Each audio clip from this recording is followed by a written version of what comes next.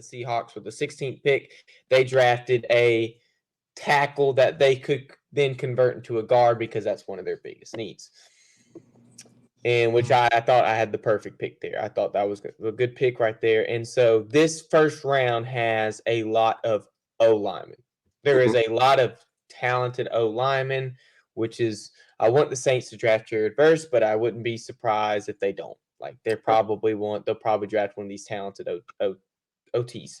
So we get into my original pick with the Jacksonville Jaguars, and I had them picking a center because before free agency, they were centerless. They had nobody there to fill the spot. So naturally, let's fill that with the draft need because free agency hadn't came. So the only answer to that is to draft one. But eventually, they did find that piece. They ended up signing Mitch Morse after the Bills released him to free up some of their cap space to sign some of the other players. And so the center's off the board. You're not going to – we talked about veteran players learning under or younger players learning under veteran players in free agency, but that's just not the case with the center kind of O-lineman aspect to the game. You really don't see that a lot because once you pick an O-lineman up, it's like, you want it. You want it. So they're going to start for you. It's just you don't see it often. MJ says, "What's up, Gator?" So with that being said, the Jaguars are on the clock. What's another need the Jaguars need to fulfill? And so my idea is secondary. Okay, they need somebody in their secondary. Am I thinking safety? I'm thinking cornerback. I'm thinking more of a cornerback. Now their starting quarterback is Tyson Campbell from Georgia right now. That's their starter. And then they have Ronald Darby, who's like a 30-year-old dude, played on a bunch of teams, Eagles, Ravens last year. And so my mind, they're like, okay, Ronald Darby's just here, right? They're here for that kind of veteran leadership in their secondary, but let's get somebody who can learn from that. Let's get somebody who is so versatile, who I've had going a little bit later in this first round, but he showed out a little bit at the combine. I have him going high. I have 17th pick, the first pick of our second half of our mock draft 2.0. The Jaguars select Quinion Mitchell out of Toledo. I love him so much. I think he can be that nickel corner for any team. He is so versatile. I saw him at the Senior Bowl. He was just fantastic. Okay. And so to me, you kind of have to have that because eventually, you know, you want Quinion Mitchell. You might want he's so fast, but you keep him for a long time. You might want to convert him to a safety, and we'll just see what that goes. But that's a long time down the road. But for right now, he's going to be your nickel corner in my eyes. And we go on. Let's go. So, Bengals are on the clock. We have the Bengals next. And let me make sure. I need to make sure when we can stop for an ad. Okay. So the Bengals are on the clock, right? You have Joe Burrow. He's injury prone. He's this injury prone dude. And originally I had Talius Fuaga tackle out of Oregon State because you have Joe Burrow, who's just injured after injury. You have signed him. You have given him the most money out of any quarterback. You gave him a bag. Giving him a bag. So he makes your money. He brings in your jersey sales. He brings in fans. He brings in all this stuff. Joe Burrow is a hot commodity in Cincinnati. So let's protect Joe Burrow. Let's keep it.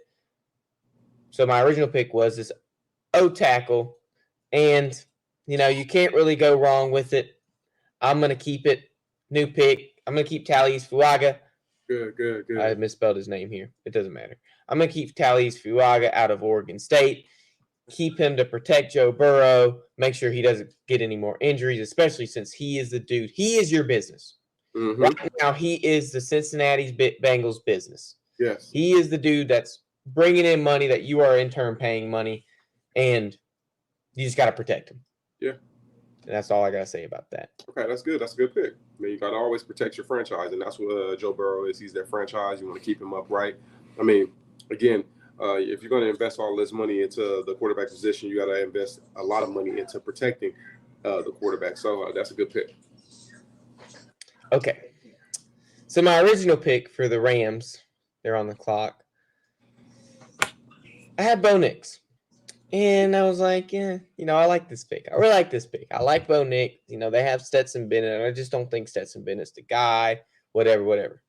Mm. But the Rams ended up signing Jimmy Garoppolo. I don't see any signs of them wanting to sign a rookie quarterback or draft one in the first round. It just wouldn't make sense for me to do that. I just thought Bo Nix would be funny to have on the Rams, and it just doesn't look like that's going to happen. You got Jimmy G. We'll see what Jimmy G does as a backup, and it's whatever. But what did end up happening is the Rams lost arguably one of the best defensive players of all time this past offseason. Aaron Donald decided to retire. He said, hey, look, in 10 seasons, I made 10 Pro Bowls. I did this, that, and the other. I have given everything I have for this game. I'm just kind of burnt out. There's nothing else I can do. He won a Super Bowl, won 3 Defensive Player of the Years. He's just done so much for the game of football. He just feels like there's nothing more that he can give to the game.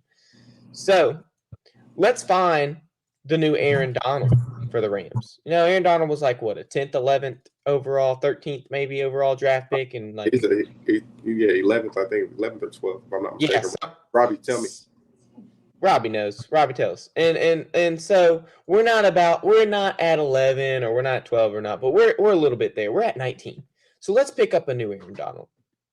Let's take Byron Murphy the second. Oh, the D tackle from Texas. Let's take it. I have him falling because kind of his counterpart Sweat had a better combine than he did. He kind of showed out a little bit more. But Byron Murphy is still the guy in Texas. Yeah. So he falls a little bit, but the Rams pick him up.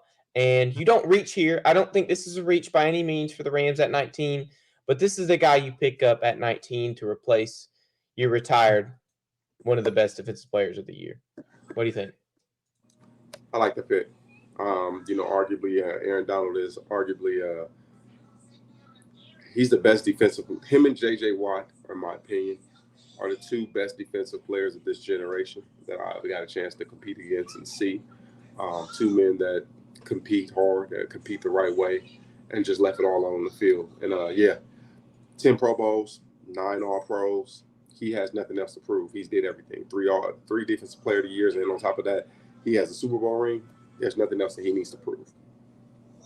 Nope. And so you pick up your other Aaron Donald, and that's what I have for this pick. Okay, I like it. So let's keep going. So 20, I had 2 quarterbacks going back to back. The Steelers, they pick up Michael Penix. You got rid of Kenny Pickett, and this was before they got rid of Kenny Pickett, but I'm just telling you what they did this offseason. Got rid of Kenny Pickett, done. Didn't re-sign Mitchell Trubisky, done. Mason Rudolph went somewhere, done. Your whole quarterback room just done in Steelerland. So you pick up Russell Wilson. You pay him $1.5 million to come to the Steelers because the Broncos have to pay the rest. They incur the largest dead cap hit out of any team in NFL history by releasing Russell Wilson. Crazy. But then you make a trade.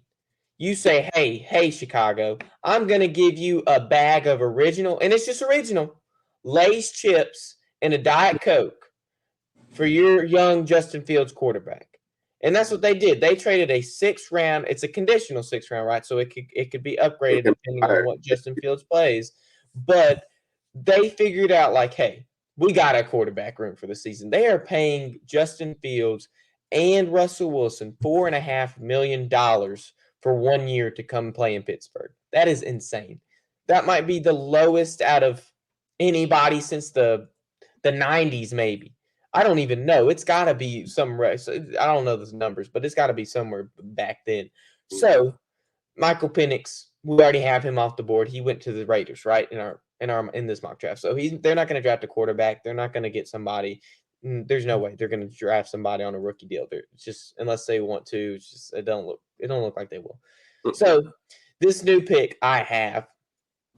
Oh yeah. So I was thinking about it, and I had the Jaguars pick this player last, and so because they needed a center, but the Steelers really need a center, so they pick Jackson Powers Johnson, center out of Oregon. They have no good true center. They have a backup center, but right now their starting center is a guard. So they really don't have a true center. Perfect. This is your chance to get a true center out of the draft, and this is who you draft out of Oregon.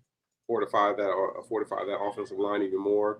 Get a center or a true center that can actually make the checks, the slide, the protection, so forth and whatnot. Point out the mic. and do all the things that the center position does to help the quarterback. And on top of that, it helps because the direction that the Steelers want. They want to get back to running the ball downhill with Najee Harris. So this right here is a good pick. I like it. And I think they want to keep Najee Harris as their number one guy, right? He is. Yes. I think he might be the only Steelers in history, maybe, to have 4 years of 1,000+ scrimmage yards in a row consecutively. Mhm. I think that's the stat. I'd have to go look at it. Don't quote me on that, but No, I think it sounds kind of right. Wrong. I don't think so. I Us? don't know. I'd have to look at that. All I right, have to look at. we'll come back. We can come back to that one. We can I come back. can look at. I usually do my little my official reviews when we do our trivia. No, Jerome had 637 yards his third year, and this is his first 4 years of the NFL. Okay, gotcha. With the Steelers, and yeah, and plus Jerome, the Bettis wasn't a Steeler. He wasn't a Steeler till his 4th year. Yeah, he was on the Rams. Okay, let's keep going. So the Dolphins are on the clock. I want to hear this pick. I kind of was torn from this because I was like, okay, you're gonna get yourself. My original pick was Quincy Mitchell, so you're gonna get yourself a dude that's gonna kind of be your Jalen Ramsey, and I don't know how much longer these older players are gonna be on these teams. It's just hard to tell. I would for me personally, I would love if Cameron Jordan just retired on the Saints. I mean, he's just the regression from him between 2 years ago and this past year was just. It was kind of like, is he just still a starter? And so that's kind of what I'm feeling. And Jalen Ramsey's still a dog. Don't get me wrong. I don't think he's going to skip. He's not skipping a beat yet. I think he's still the guy. So I just don't see him picking a corner first round. They might end up drafting one in the later rounds. I just don't see it right here. But they kind of are in the Steelers situation where they don't have a center. And it's not that they don't have a center. They don't have a center at all on their depth chart. They purely have guards right now on their depth chart. I looked at it earlier. The Steelers actually still have a center at their backup, but the Dolphins just have no center. So I think that's what they do. Like, you have to pick a center. Maybe you trade up and get Jackson Powers-Johnson if you feel so strongly about him. But if you don't, because we're not going to have trades on here, it's too hard to predict them. Let's pick up the next best guy. I say you pick Graham Barton, center out of Duke. I like this pick. I think it's a little bit of a reach. I didn't have Graham Barton going this high until I started looking at his stuff. You had him going second round? You had him going second round? Early, or either really late or early second round. But the Dolphins need a center so bad. So you have to reach here because – I think that the Dolphins don't have a day 2 pick. I don't think they have a day 2 pick. I'd have to look at that. If they do, it's only the 3rd round if they have a day 2 pick. So for you to have to go and trade up early second round would be so difficult because you don't have any day 2 picks, or if you have a late day 2, it's just hard for you to draft up. So you reach here. You have to reach here. You pick what you need, and that's a center. All right. I like it. I agree. So the Eagles are on the clock, 22 pick. And originally I had Nate Wiggins out of Clemson. I love this guy. He's the fastest cornerback out of all the prospects. He stays on you like white on rice, right? Mom's a big Clemson fan. Watched him in college. He's pretty good. He was a big factor on why those Florida State receivers were held to as little as they were when Clemson and Florida State were really, really close this year. And so you just can't kind of disagree with that. Like I tried when I went back over this mock draft, my last mock draft, I said, okay, what do I need to change? What needs to change and what needs to stay? And these were one of the picks I was like, does this guy need to stay here? And if he needs to change, why? But you have somebody like Darius Slay. He's 33 years old. I love Darius Slay, but it's just like He got injured his last game this past postseason. It's like, how much does Big Play Slay have left in his tank? At 33 years old, you're still playing quarterback, competing with these 24-year-old wide receivers. I don't know how he does it. I don't know how he does it. It's just taking care of yourself. Taking care of yourself. But now for Slay, the game is more mental. He knows so much. It's again, you study, you see it all. The game is more of a mental chess match than it is. If the physical attributes, they play a big part of it, but now it's more of the mental side where your mental is sharper. So it allows you to, the limitations of, like, again, you're not as fast as you was when you're in your 20s. Again, so it teaches you how to use the abilities that you have for your betterment. So for the new pick for the Eagles, I decided to stay true. Big Play Slay might be gone in Philadelphia, Nate, but let's pick Big Play Nate. That's what I want in Philadelphia next. That's the next big player. And he's not super big. Nate Wiggins is a little small for a quarterback. He's not terrible. He's kind of average, but he's super fast. He's going to stay on you like white on rice. Big Play Slay, he'll still be there. You get somebody to learn under him. This is the deal. Just what you just said. You bring in a player that can learn how to be a pro. A lot of guys have to learn how to be pros and consummate pros when they come from college. That jump from college to the NFL, that's not an easy hop, skip, and a walk in the park. It's a huge there's a huge jump from when you go from the collegiate level to the NFL level. There's a huge jump, and you have to be able to acclimate yourself to be able to maintain and compete with these guys. I agree. I love the fact of younger people sitting behind older talent, because that's just what it's supposed to. Even in college, like, I love Arch Manning. I think that he is super loyal. He's playing the game right. I love Arch Manning.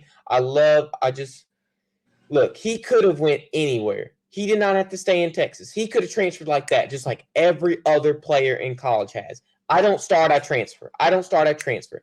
NIL, I transfer, I make money, like all this stuff. Arch Manning decided he's not going to start this year, right? Texas is still going to start Quinn Ewers this year, but Arch Manning said, hey, I'm going to still stay and learn behind this dude that has this much experience in starting quarterback in college. I want that. I want that learning. I want that teaching. And I'm not going to leave to try and experience it myself. Because we learn best from seeing the mistakes our parents made than to just be thrown in the deep end without any floaties. And you can't swim, Nate. Thank you for letting everybody know. But also, you know what? One of the things that we also have to take into consideration, you can tell that Arch Manning, he wants to learn and wants to be the best that he can be and utilize the talents that he has. And with Steve Sarkisian, over there in Texas, he's going to learn. He's going to learn, and hit that learning is going to help him translate into an amazing college football player, and it's going to possibly translate into him being an amazing NFL prospect. So, I mean, again, we have to give credit where credit is due. Sark knows what he's doing when it comes to quarterback. Yeah, Steve was a quarterback. He played the position, so he understands the nuances of the position. So, I mean, I, again, applaud young Arch Manning for just, again, sometimes being patient is hard. Especially when you're the son of a Manning. You're a Manning. You're Manning. So I love how he's playing the game. I would hate to see him not be successful after all this time. I would hate it. But let's go to more college players. So originally, Houston had the 23rd pick. Let me see who I have. Yes, I had them picking Troy Fautanu because I loved his versatility on the O-line. I thought that it would be great for C.J. Stroud. Well, the Texans ended up trading their pick to the Minnesota Vikings. Mm-hmm. And so we can say, hey, the Vikings have 2 first-round draft picks. They just acquired this draft capital. Are they going to trade up for a quarterback, the position they need the most? Well, we can ask ourselves that question, and they might end up doing it. But our 2.0 mock draft, we have the Vikings taking Bo Nix. They're going to take a young quarterback. but they need somebody to protect that young quarterback in Minnesota. Let's pick an O lineman. Troy Fautanu is off the table. I like Tyler Guyton, tackle out of Oklahoma. I saw him at the Senior Bowl, and he was just tossing around defenders. It was crazy to see him. And I like him. I think he'll be a first-round draft pick. He went to the Senior Bowl. I think his draft stock rose up, and teams like the Vikings are noticing it. They're saying, hey, we want this dude to block and protect our young quarterback that we just drafted, and this is going to be our guy. Mm-hmm. Okay, I like it. I like it. And this pick, this going to be my last pick before we get to our ad. I love this pick so much. I was like, well, this pick just makes so much sense. And it's going to be kind of like this Dolphins pick, but you just got to bear with me. So the Cowboys are on the clock. And originally I had them picking a Edgerrin Cooper, who's an edge rusher out of Texas A&M. I like the way he played. I was like, well, he's not going to be far from home. And it's going to be whatever. It's just like he's going to be good. He's going to be good they lost Leighton Vander Esch, and they kind of want that person that can still run, keep their zone coverage, but can also be on the line if they want to. I thought Edgerrin Cooper was just the guy for it. But I started looking and saying, look, you can get a linebacker in later rounds, and you could get this guy in later rounds, but you reach here. You have to reach here. And so what is the Cowboys' biggest need on their depth chart? In my opinion, I asked myself that question. What is their biggest need? What is their biggest need? Their starting running back right now is Rico, I don't even know, Dowdle. I mean, I don't know how to pronounce his name. Even if I'm sorry if I butchered it, Rico. But dude, Rico's not going to be the starter for the Dallas Cowboys. So let's take a page out of the Falcons book. Who did the Falcons draft with their pick last year in the first round? You remember? Oh, he's a super. Running back out of Texas. What's his name? Bijan Robinson. Bijan Robinson. So who's the guy that didn't necessarily split with him, but he learned from him, and he did really good this past season. So the Cowboys, with their new pick, they draft Jonathan Brooks, running back out of Texas. This is who I think is the best running back in this draft class. You reach here. This is your biggest need, in my opinion. Your biggest need by far. You reach here. You have to reach here. This is your biggest need, and this dude will be your starter. You don't start Rico. You don't start 5'5" Deuce Vaughn, who you signed because his dad works with you in your organization. You draft Jonathan Brooks, so you know who can play, and you start him in Dallas. I like it. What'd you think? I like it. What'd you think about the reach, though? Because we're kind of reaching here. And look, Jahmyr Gibbs. Let's take this into consideration. Jahmyr Gibbs was not on anybody's radar to be picked in the first round, and analyst wise, nobody but Bijan Robinson was the only running back to go in the first round. Okay, and all of a sudden the Lions, boom, we see Jahmyr Gibbs taking him at number 12. I think that's what they drafted him at. It can be the same, and we saw how good he was. It can be the same thing with Jonathan Brooks. Okay. And we're reaching here. But Nate, I need to reach for this guy's card because I don't really remember what he offers me in terms of insurance. Can you tell me what this man we're about to put up offers us? I didn't even pronounce Jeff's last name. Still. Fortepney. He offers us some really good car insurance. Really good car insurance. That we can reach for. Here's to the grown-ups. Your car is now your office, stage, nursery. Shh, sorry. Erie Insurance offers products that lots of other companies don't. That's a big deal, and it's a good deal, too. And with Erie, you get your own independent agent, not a giant corporate call center or some online robot. You meet with a real person, like this. Your local Erie agent is Building Block Insurance Group. Get a quote today at 704-464-4544. Erie Insurance. And when you call Jeff Fortepney at 704-464-4544, go ahead and ask him what he thinks about the Cowboys reaching for Jonathan Brooks in the first round. And if he likes it, you'll probably like his car insurance too.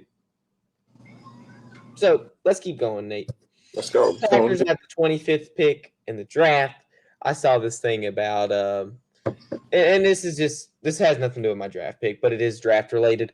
How they drafted Jordan Love. I saw. You ever watched The Office? No. No, you never watched The Office. Oh, you talking about the TV show? The TV show. Yeah. You know Kevin from The Office. Yeah. Drops his chili. Yeah. Yeah. So he's actually like a big, I don't know if he's a Packers fan, but he's a big football fan. And he was talking about the Packers and he was like, man, everybody needs to see what the Packers are doing in terms of Brett Favre, Aaron Rodgers, Jordan Love, you know?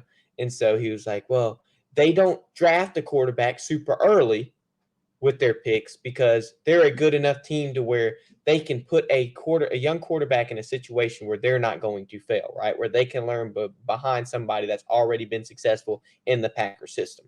Mm-hmm. Okay, so the Packers have a later draft pick, and even though you can't necessarily do that with this because your quarterback's most important position on the field, so that's kind of the science you want to have behind that. So to not have that science for this pick because you need this position, I'm thinking they need a secondary position. The Packers, which my original pick, I need to put that up there first. They need a secondary position. Cooper DeJean, PFF, he's the number 1 ranked cornerback in this draft by PFF. So take that with a grain of salt. I mean, I don't think PFF says who's the best corner realistically, but they give us an idea of how the numbers work. And so they say Cooper DeJean's the best. So the Packers, they need a secondary. They signed Xavier McKinney as their safety. And it's like, well, do you want to draft the safety with the first pick? Do you want to reach for a safety? I don't see a safety being picked this low in the first round, a good safety. Maybe the Packers do. So honestly, I stay with Cooper DeJean. I like this pick. I think he's a Packer. I like him. I like him in a Packer green uniform, and I'm going to stick with it. I don't have any problem with it. Okay. So I like it. So I stick with it. And so we keep going. And with the 26th pick, it is the Tampa Bay Buccaneers. Originally, I had Adonai Mitchell, wide receiver out of Texas. And so a lot of the times when I go back and look at my mock drafts, I say, hey, what did they do to fulfill the position they need in free agency? Yeah. And if the answer is, okay, they fulfilled the position, I look at it as how effective is that person going to be in that position? Now, they have had Mike Evans for a long time, very long time. He's one of the dudes they got drafted with Aaron Donald that is still kicking. And he got signed to a 2-year extension worth like $56 million or something crazy. Yeah. And it's just like, how much left does Mike Evans have in the tank? I think he got a solid, another 3 solid seasons. Then, like right now with this pick right here, I would agree with this pick because you're going to bring somebody in where he can actually teach them how to play the game and whatnot. But Mike Evans, make no mistake, Mike Evans, he's something special still. And I would have to agree with you. I like the fact that they're going to bring in a wide receiver, let them learn. We would have never guessed that some of those receivers that went to some of those teams, like even Quentin Johnson, right, who went to the Chargers in the first round last draft. We said, hey, they have Keenan Allen, they have Mike Williams, they have all these dudes. Why are they drafting somebody? And eventually it was their game plan, to the next season to kind of rebuild that offense. They got rid of Keenan Allen, they got rid of Mike Williams. And so now they had that Quentin Johnson first round draft pick move up in their depth chart to say, hey, he learned from these 2 really good wide receivers we've had in our franchise, in our system this long, that maybe he can be those replacements. And realistically, he should. So with that in mind, let's stay. Let's keep our pick. Let's keep Adonai Mitchell out of Texas. Hey, he's going to learn under Mike Evans. We're going to say Mike Evans has been in this system for so long that eventually when we get rid of him, either he retires or we just decide we don't want him anymore because of his age, we have this dude that can move up in the depth chart and be our number 1, number 2 guy. I like it. So let's keep it. Okay. Next, Cardinals, I think. Yeah, the Cardinals are next on the clock. And originally I had JC Latham draft, and I liked it because it's like you still had an injured Kyler Murray. I didn't know who I wanted here. And then I started looking at their depth chart. I was like, well, they just got in free agency, they got Jonah Williams at the tackle. And I'm just thinking, well, they're probably not going to get a tackle then. If they just got somebody like Jonah Williams, he's going to start. They have Paris Johnson Jr. they drafted last draft, and their other side, they're not going to get a tackle. So what do they need? What they just got a wide receiver earlier in the draft per our mock draft. And so let's be what the Chicago Bears should have done. Let's do what the Chicago Bears should have done. We should have got a really good offensive player and a really good defensive player. So the Cardinals do just that. So they get somebody who I think they need. They need an edge. This guy falls pretty hard. I had him in like the number 11 pick in the last mock draft. Laiatu Latu, edge out of UCLA. I have him going to the Cardinals. I could easily see Chop Robinson at a Penn State here too. I like him too. I just don't know if he's a first rounder. I could see it's just whatever the team likes. The team likes Latu. He kind of failed because of his combine. But I have him here. I think he's the next best edge, and that's who the Cardinals decide to pick up. Okay. I can't necessarily say I disagree with that pick. Again, you sharpening up your defense. So, okay, yeah, you're going to need to be able to sharpen up your defense because you're in that NFC West with San Fran, the Rams, the Seahawks. I mean, you've got to have a nice defense going against those high-powered offenses. So, okay.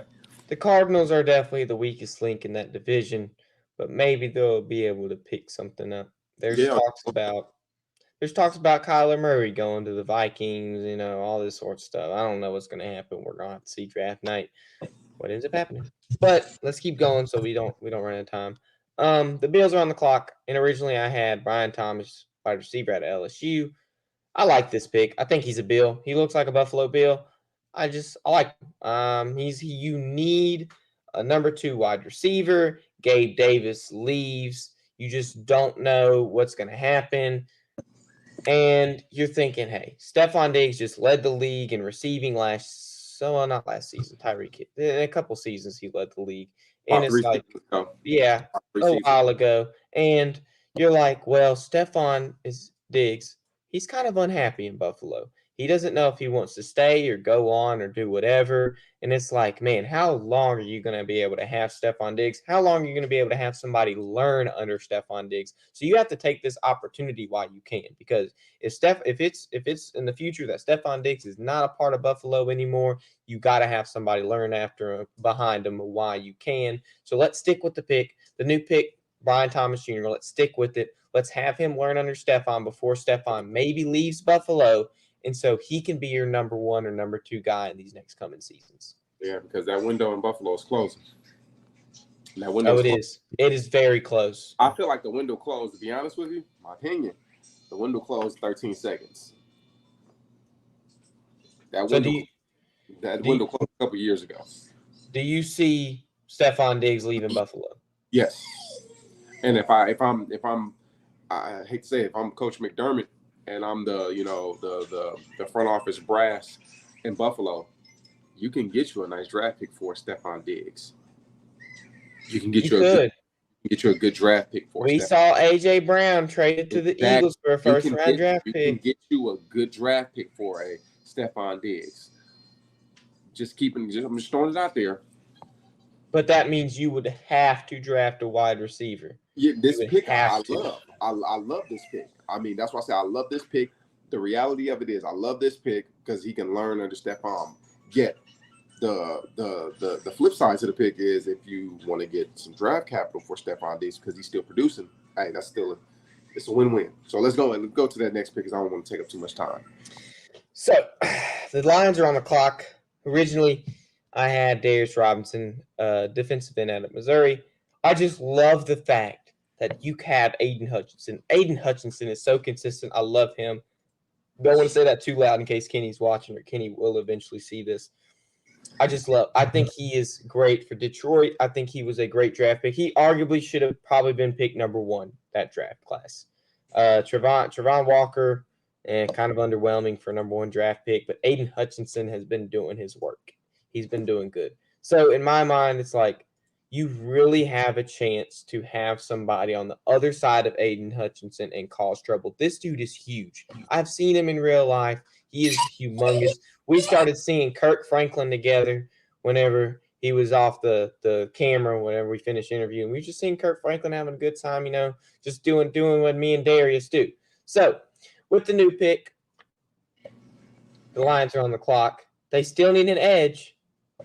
So we keep Darius Robinson. I could see Chop Robinson here again. I like Chop Robinson too. Darius Robinson, textbook line. If I showed you a picture of this guy,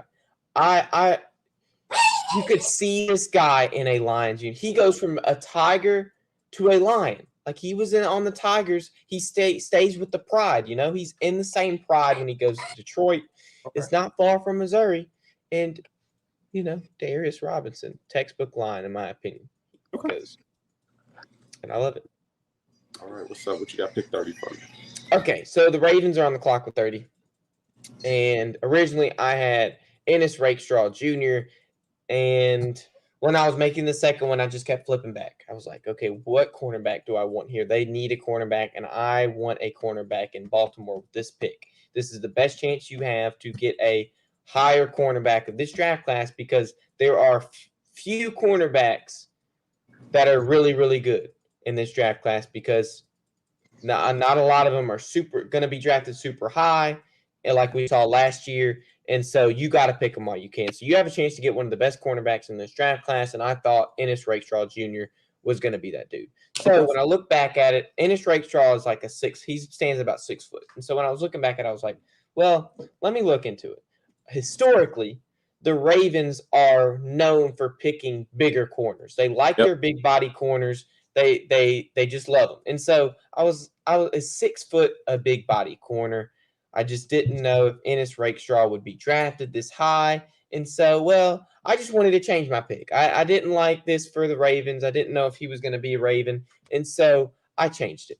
And if you saw the thumbnail, Nate, you would know exactly who this pick would be. And so with the new pick, the Ravens pick Kool-Aid McKinstry, cornerback out of Alabama. The Kool-Aid man is on our thumb. Yes, the Kool-Aid man is on our thumbnail for tonight. I love Kool-Aid, and he's not much bigger than Ennis Rakestraw. He's about 6'1", I think. Let me look at his weight. He's about 6'1", and he's not super big. All I care about is the Tide, baby, the Tide. And he's 194, so he's bigger in weight wise, and he's a little taller than Ennis Rakestraw. And so I just like this pick. I liked him in. Rob said, "Don't say Roll Tide," and I think Kool-Aid's a Raven, and the Ravens are going to be drinking some Kool-Aid in Baltimore. Okay. So let's go on with our next pick. Go. We're doing pretty good on time. So, 31. The first losers of this past season, San Francisco 49ers. I'm not a big 49ers fan. I don't like the 49ers. I don't like them. Gang. Bang, bang, yeah, I don't like them. I never liked them. The first NFL game I ever went to, the Niners beat the Saints, and I didn't like Colin Kaepernick then. I sure don't like Colin Kaepernick now, and so I just don't like the 49ers. And so originally I had them picking Braden Fisk out of Florida State. He was a very versatile defensive tackle. It's like he learned one thing for the whole week on one defense for the one team at the Senior Bowl. And then the day of the game, he got a call and said, "Hey, can you swap over to our defense, the other team?" And he was like, "Yeah, I can do that." He ended up winning defensive MVP because his IQ level was just so high that he could just swap like that and learn an entirely new defense. There you go. And it was so good. And so if he's not a first-round draft pick, he's going to be super early in the second round. So whoever wants a player like that, you're going to have to trade up in that second round, early day two. But the 49ers ended up getting Malik Collins from the Texans in the free agency, and so they have Javon Hargrave as their starting D tackle, and it's like, well, you're not going to get a D tackle. You're not going to draft a D tackle unless you wanted somebody to learn behind those two. But unless you want Braden Fisk, this is a dude that you're going to want to start. You don't want to have him sit behind somebody. This is just somebody you want to start, in my opinion. So my new pick, let's protect our quarterback. You have one pretty good solid tackle, but you don't have a really good other one. So I like J.C. Latham for this pick right here. I like it right here. I like a tackle for this one. And so that's who the Niners picked to protect their Brock Purdy. I don't know how much longer Brock Purdy will be in San Fran. A lot of people don't like him, think he's a glorified system quarterback. That's another debate for another day. But let's pick up somebody that can protect any quarterback that's going to run that San Francisco system. And Okay. you could have AJ McCarron if you wanted to. And I think the 49ers would probably be just as good. I mean, you saw how Jimmy G was when he went to another system after the 49ers. Yeah. Yeah. You got a point. So it's just maybe You got a Sam point. Darnold can be good. I don't know. I just like a O lineman here. This O line draft is stacked. You just pick one. You pick them up. Okay. And So, so last pick. the last pick, the Chiefs. Originally, I had Keon Coleman, wide receiver out of Florida State. And so let's look at their free agency. Let's look at what the Chiefs did this past free agency. They ended up signing, I think it was a trade for Hollywood Brown. And that's going to be kind of Patrick Mahomes' new deep threat. Kind of Hollywood Brown. And you can do a lot with Hollywood Brown. He was the number one guy. He could do a lot. He can run the X. He can do a lot. So I don't mind however they use and choose to use Hollywood Brown. So, but it's like you have Rashee Rice too, who ended up being a really good rookie this past season. I like Rashee Rice. I think he was going to end up drafting him in fantasy, and he paid out for me. But we saw what's been happening with Rashee Rice. You know what's been happening with Rashee Rice? Yeah, it's unfortunate. So, we still got to find out everything. It's just unfortunate. We do. It's unfortunate. And so we don't know if Rashee Rice is going to come back for the season or if he's going to get suspended or what's going to happen. So in my mind, it's like, do the Chiefs want to draft a wide receiver here still? And so it's like, well, if you decide to kick out Rashee Rice, you're going to have Hollywood Brown play that X, right? You're going to have Hollywood Brown play the slot. And that's the only way you can look at it. So Patrick Mahomes needs his deep threat. I told you that my buddy's a big Florida State guy. He said when a jump ball gets thrown up to Keon Coleman, it's not called a jump ball. It's not called a 50-50 ball. Guess what it's called, Nate? A Keon Coleman ball. So with the new pick, we're staying with Keon Coleman. I like him with the Chiefs uniform. He's going to be Patrick Mahomes' new deep threat in Kansas City.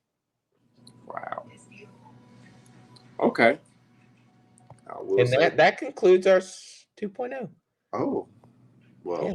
I must say, you know what? I like it. Some of the picks, I wouldn't, some of them educated reaches. I mean, I can see it. Like, and whatnot. But again, your first 16 picks, you was on fire. Now it's kind of hard, that next 16 because we can't fathom like what trades are going to occur and everything and whatnot. Draft day trades. That's the only thing. Again, that's the only variable of the equation that we won't know, but it's the unknown.